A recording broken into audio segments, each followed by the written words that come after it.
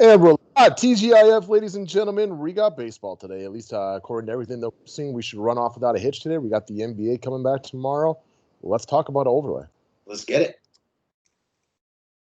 You know, our boy Daniel Allen, big-time overlay player, longtime customer of ours, brought this up the other day, that this progressive jackpot on the MLB is going to probably continue to grow. It's up near 5,800. It's a challenge on baseball. It's a little bit more random.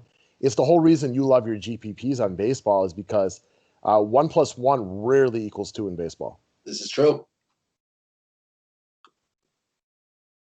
All right, let's try to hone in on our favorites then today. Mark going up against Bassett and McCullers. Jose Altuve versus Marcus Semien.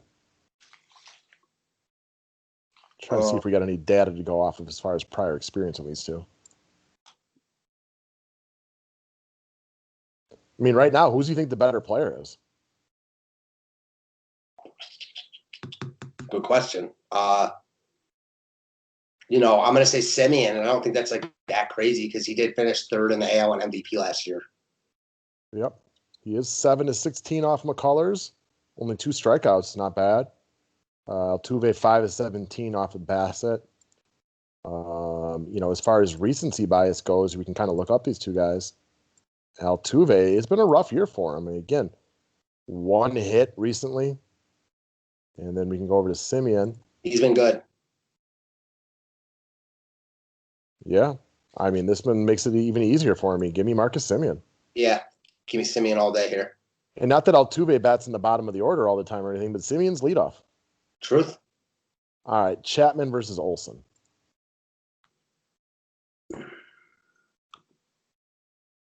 I don't know. These guys are so even every single day. Chapman's 3 of 8. Olson's 0 of 7. It's really hard to ever pick between these two, but I'll just take the experience, I guess, and go with Chapman. I'll take the platoon and go Olson. Okay. This is one I think we rarely ever either pick. Like, we go back and forth on it every single day because it's up here a lot. But I don't think this is ever one that I'm dying to get to. Never is for me. All right. Sure. All right. Next one up I do like, though. Give me Piscotty over Tony Kemp all day. Oh, yeah. Easy peasy. Cross this one off. Same as the next one. Yeah. Laureano, probably in the 2-hole as opposed to Murphy as a catcher. And Laureano is showing signs of breaking out. Yep. All right. Gurriel versus Altuve. I'd probably rather pick Semien over Altuve than Gurriel over Altuve, but I'd probably would pick Gurriel over Altuve. I'm with you 100% on every point you just made. Good, Matt. I like that. All right. It was only 2 points, but I'm still on board with them. That's more than I usually get, so I'll take it. Brantley or Tucker? Is Brantley back? He played last game, right? Yes, he did. All right, so Brantley was out for a while. He's actually been back for a couple games. Has Tucker cooled down yet? He made me proud the other day when I called him out on the lefty-lefty matchup, and he homered. He has been really good recently. Yeah, he homered in his first at bat. I'm going to ride the high hand of Kyle Tucker, I guess. I will too. All right, Correa versus Maldonado. That's a tough one not to just lock in the significantly better hitter who bats higher in the order. Yeah, I'm with you, man. It's got to be Correa here. That would be an interesting one to just pick the other direction, though, because I would have to assume, wouldn't you, that Correa over Maldonado would be one of the highest consensus picks on the slate? Yes. Okay, so I'm not normally digging the idea of going up against the grain, and for my money, Correa is the obvious pick right here. But that's one, if you just want to try to beat the field, I mean, there is a lot of leverage. Because how many people do you think pick Maldonado? 0 to maybe just a couple at the most?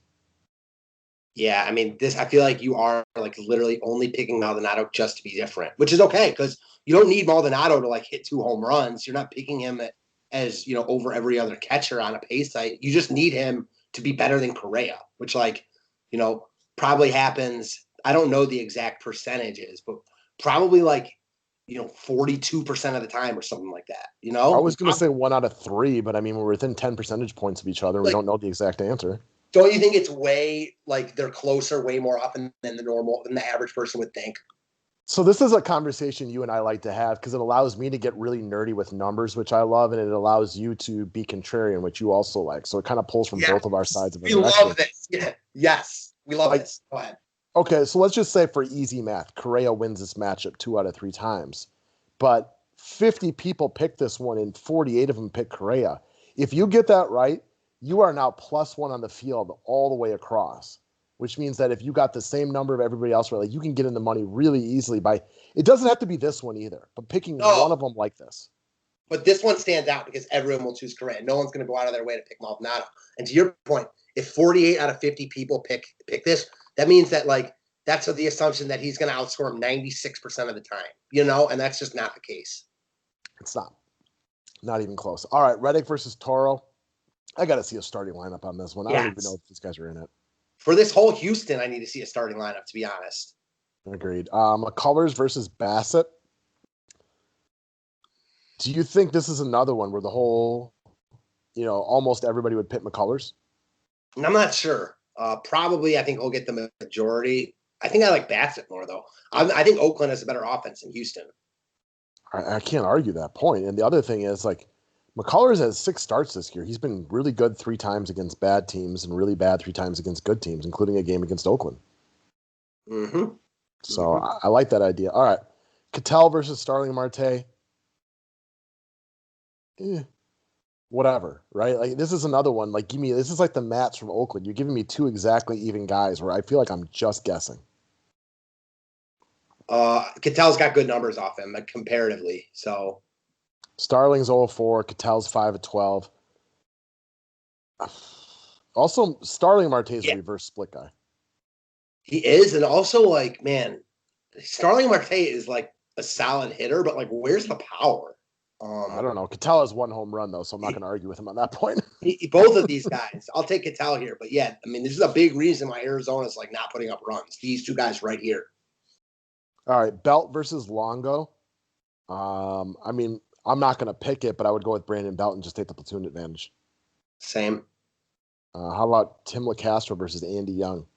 Might see like Castro leading off, so give me him. All right, Dickerson versus Crawford. I'd pick everybody over Crawford. Yeah, Dickerson. All right, Mike Trout versus Yastrzemski. Oh, easy. Again, it should always be Mike Trout against almost anybody, but he's also he's in the better spot as well. Oh yeah, with Yastrzemski versus Gallen for sure. So going back to the Correa Maldonado one, this is another one where the whole field is going to go Mike Trout because it's Mike Trout in a better spot. And I'm going to pick Mike Trout, but I like the argument for using Yaz just to be different.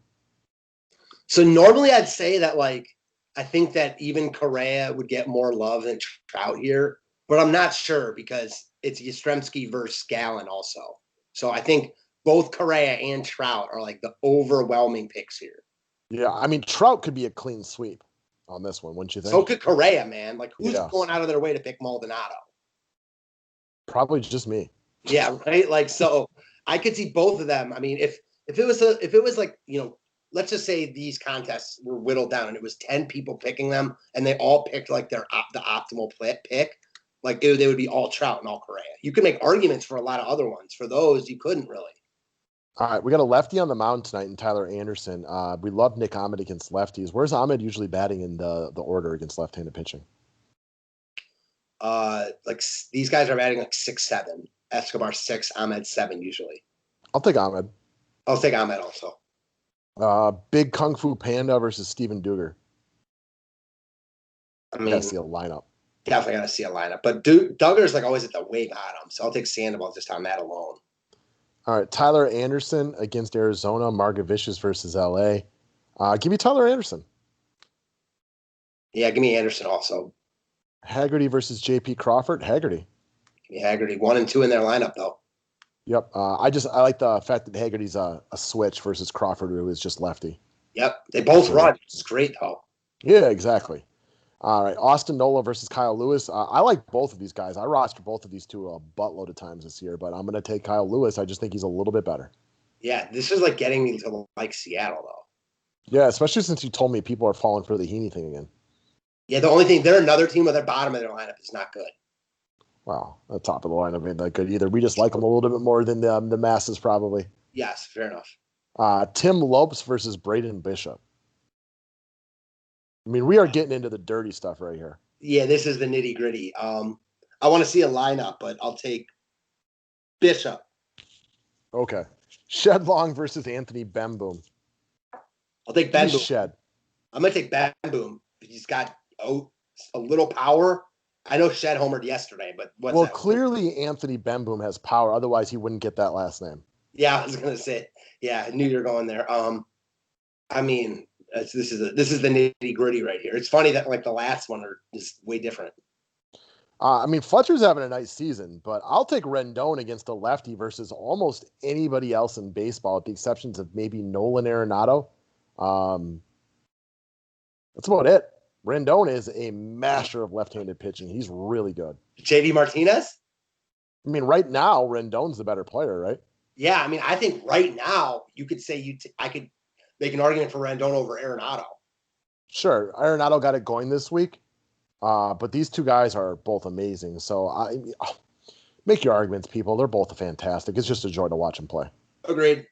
So, but this is another easy one where I'd go Rendon. Mm-hmm. It's also very similar to the other ones, though. Everybody goes Rendon here. Everyone will go Rendon, but I don't think it's like Correa and Trout. So I got an interesting idea for you. And before we hang up, let me know what your thoughts are on this one.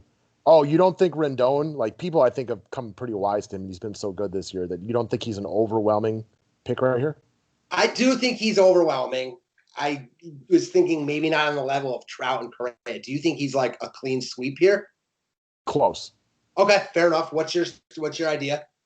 Taking those three overwhelming ones that we discussed already and picking the underdog in all three of them and just hoping that you get two of the three right.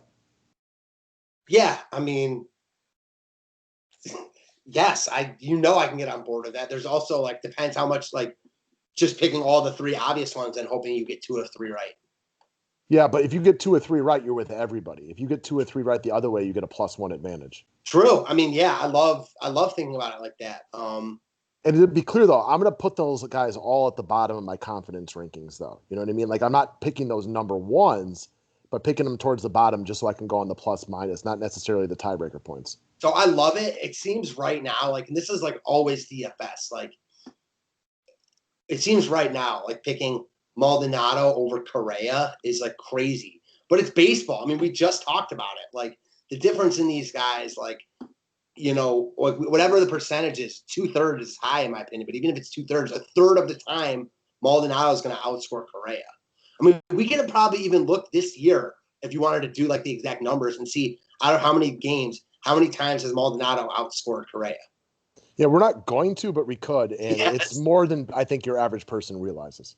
Yes, I'm glad you put that out there. We're not going to, but we could. We got lives. I got to hop in the shower here. I got a guest coming over in a little bit. You got to do some writing for baseball and whatnot. But hypothetically, that'd be a lot of fun. Yes, it would be. All right, guys, click the thumbs up video. The name of the website is overlaydfs.com. I got a link to their Twitter profile below. If you're not following them already, give them a follow. They continue to get bigger on a daily basis. And Bellman and I, probably early on next week, we'll get to just kind of starting off and kicking off some football picks. Yep, can't wait. All right, guys. Thank you. Thanks, guys.